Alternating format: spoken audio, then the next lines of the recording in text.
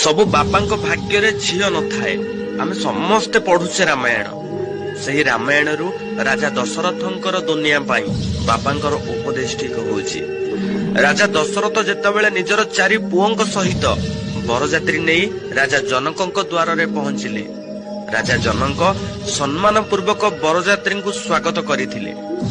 ତାପରେ ରାଜା ଦଶରଥ ସମସ୍ତଙ୍କ ଆଗକୁ ଯାଇ ଜନକଙ୍କ ପାଦ ଛୁଇଁ ପ୍ରଣାମ ନେଇଥିଲେ।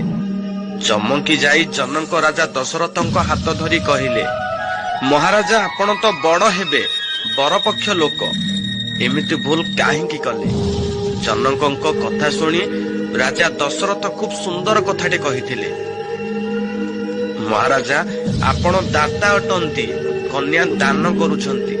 ମୁଁ ତ ଗ୍ରହିତା, ଆପଣଙ୍କ କନ୍ୟାକୁ ନେବାକୁ ଆସିଅଛି। ଏବେ ଆପଣ କୁହନ୍ତୁ ନା, ଦାତା ଏବଂ ଗ୍ରହିତା ମଧ୍ୟରୁ କିଏ ବଡ ଅଟେ? ଏହା ଶୁଣି ରାଜା ଜନକଙ୍କ ଆଖିରୁ ଲୁହ ଝରିବାକୁ ଲାଗିଲା।